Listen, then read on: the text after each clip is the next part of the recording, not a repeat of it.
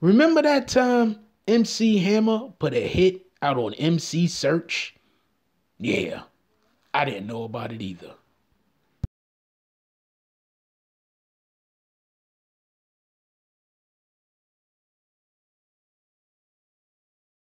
First thing I'd like to say is thank you for viewing this video. And if you don't mind, hit that like and subscribe. I'm pretty sure that I have more things that you'll be interested in, and it doesn't hurt to like the video, and it does help the channel out. It helps us grow. Now let's move on to our scheduled program.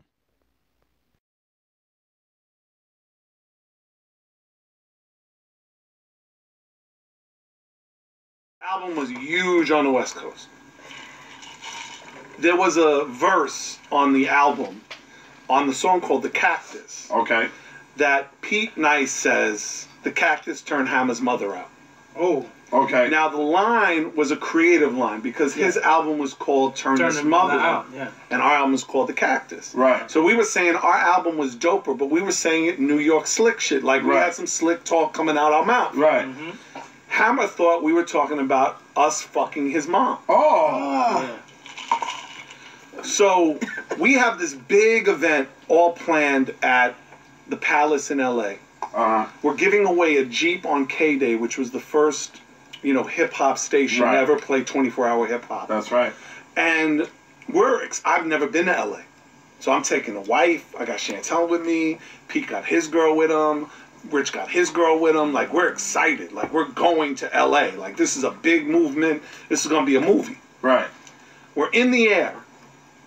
And Carmen Ashurst Watson, who was the president of Def Jam at the time, picks up the phone. And hears somebody say, is Third Base on their way to LA? And she goes, yeah. And the voice says, good, they're dead. This is Louis Burrell. And hangs up. Wow. So Carmen didn't know what to make of it. So she was like, who can we call internally at Def Jam that might know about this or Rush? So they called Eric B. Right. And Eric B. basically puts a feeler out and finds out it's true. That there's a hit out on Third Base with the Crips.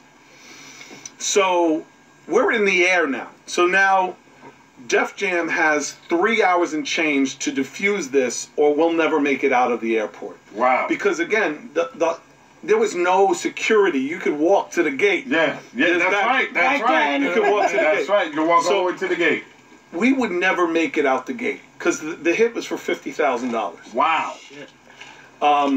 So we're in the air, and our plane's going to land in 3 hours, and they have to defuse this. So they find out that the person that's in charge of the hit is this guy, Mike Concepcion. Yeah, Mike Concepcion in a wheelchair. Right. Yeah, my man. What's up, Mike? Yeah, I love Mike. After the story, you really understand why I love Mike. But I love Mike. So they call Mike, and they say to Mike, listen, are you in charge? He goes, yeah, I'm in charge. But don't worry. We're not going to kill them. We'll just break their legs so they could still shoot television from the waist up. Wow. And they're like, no, that can't happen. How do we defuse this? And he says, well, tonight's the American Music Awards, and I want to sit next to Michael Jackson. If you can make me sit next to Michael Jackson, then I will do my best to stop the hit. Now, you're talking about 50,000 gang members in L.A. Right. Wow. But he says, I'll stop the hit. And also, I got this record I'm trying to do, and I'm trying to get a label for it, this whole thing about rappers coming together. We're all in the same gang. But I don't have a label, so maybe, Russell, you can help us get the record on a sign. Right. So Russell calls Donnie Ienner, who is the president of Columbia, and says, I need your tickets for the American Music Awards. Don't ask me why, I need your tickets. Right. And Donnie says, yeah, okay. He said it was important, life and death. Right. Right. So if you look at the 1990 American Music Awards, when Michael Jackson's winning all those awards, there's a guy in a wheelchair sitting right next to him. Wow. So we're now in the air, and we're about to land, and we're getting out of the gate. And as we get out of the gate, there's these 6 huge dudes who throw a black cloak over us. And all I hear is, move, move, move, everybody out of the way, move, move, move. And I look over to my wife who's tucked under this, and I'm looking at her and I go, oh my God, we're bigger than the Beatles. We are the biggest. listen to this black fan, heads down, keep your heads down. And I'm like, oh my God. When did you find out about the hit? So we get to the hotel, we get to the Hollywood Hyatt. Right. And they've got an entire floor booked out. Nobody, the only people that had rooms on the floor was me, Pete, and Rich. Wow. That was it. And we had security at the elevator. And then Uncle Mel Swint, who was my the security, the head of security, says to me, this is what's going on, this is your itinerary, everything's changed, da-da-da-da-da-da-da. Right. About 10 minutes later, this thin guy comes up. He's about your height, but this thin, named Pookie. And Pookie was a lieutenant, one of Mike's lieutenants.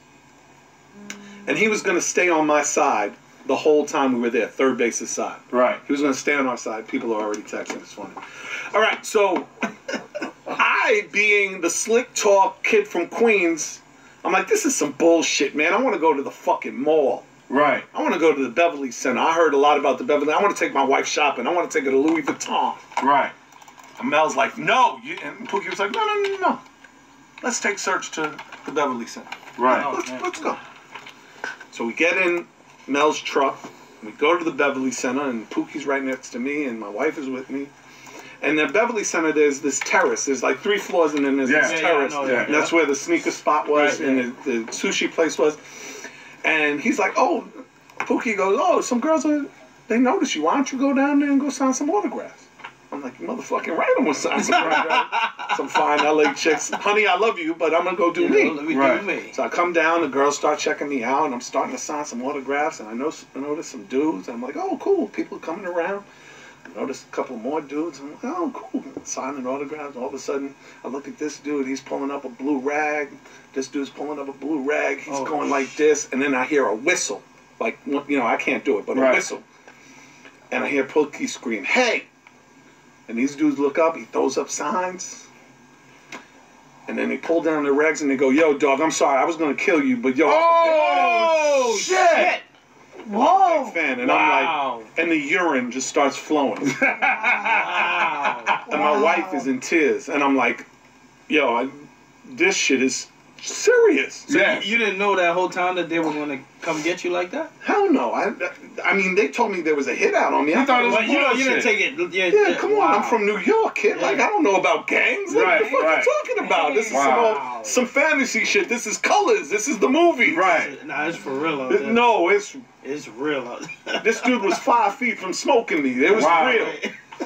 So we're locked down in our hotel, and the next morning we had to be on K-Day in the morning to give away this Jeep, this Product of the Environment Jeep.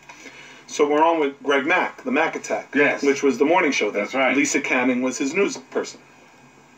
And it was the Monday after the American Music Awards. So we get in, we're doing our interview, everything's going great, we're about to pull the name, and he goes, oh, we got a special guest on the phone live from the American Music Awards, winning 5 American Music Awards. MC Hammer's on the phone. Wow. Holy shit. And I'm like, I literally, I'm like, this motherfucker just set us up. Right. And Hammer gets on, and he's a little groggy, and Greg Mack's like, oh, my man Hammer, you know, congratulations. Yeah, man, thank you. I know you got a special message for, like, third base. And Hammer goes, well, you know, I don't appreciate you dissing my mom and this and that. And I'm like slick talking again. I'm like, look, we didn't diss your matriarchal. Nobody's talking about your matriarchal. If you feel that way, that's you. Why don't you come see me, you bitch? And Greg Mack's like, no. Hey, I'm like, no, you a bitch too. He's a bitch. You a bitch. Let's go to the phones. Let's go to the phones. Let's see who likes who more. Third base or Hammer. Go to the phones. What's the number, bitch? And Greg Mack's like, don't say that to me again. I'm like, give out the number. So he gives out the number, goes to line 1. Line 1 is like, yo, I love third base. Searching those dudes. I love those dudes. Next caller, oh, I love Hammer. Third base is whack. I love Hammer. Next caller, I love third base. Da-da-da-da-da. Next caller, rolling 60 Crip. We coming to, boop, boop. All right, everybody out. Everybody out. Wow. Roll out. Wow. Man. We run out. And now K-Day was on a mountain. It was on a dirt hill. Right. There was only one way up and one way down. And it was an AM station. And we're in the black van. We're going down, and there's 2 65s. And this dude pulls out a Mac 11. Another dude's and Pookie choppers. jumps up choppers, and Pookie comes out the van, throws up the signs. Dudes get in their cars. They disappear. Wow. So that night was our album release party at the Palace. Right. And We're talking to Search. If y'all. oh, I'm sorry. Yeah. All right, go ahead. This is MC Search, and I'm talking about how Hammer tried to kill me. Yeah, this is great. So Lior had a dude that was down with him named Big D. Yes. So Big D flies out behind us and stays on Mike Conception's hip the whole time to make sure that he's living up to his word. Okay. I had to preface that by saying that it's important to the story. So that night is the Palace party, and they're like, yo, there's no way. All right, so we had 2 close calls. There's no way we're going to be able to stop a bunch of dudes at a party. How are we going to do that? You know, the whole thing. They pulled up metal detectors, the whole thing, the whole nine. Big D's with Mike Conception. They're in the studio, and they're doing the We All Insane Game record. And Hammer walks in. Okay. Oh, man. And Hammer goes, Mike, mind if I talk to you for a second?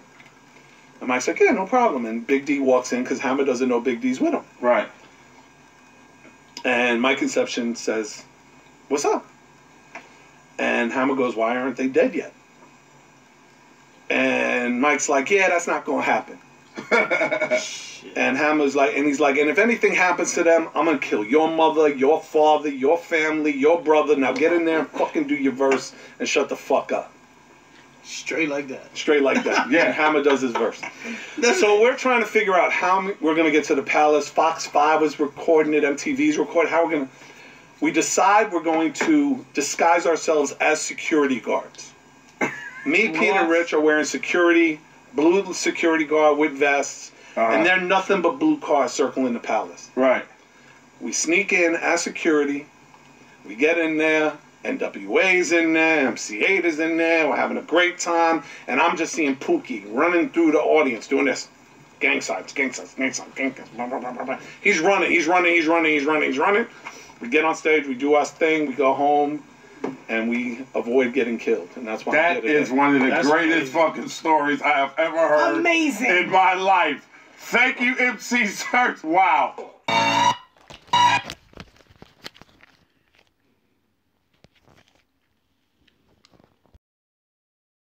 If you like this video, please hit the like and subscribe button.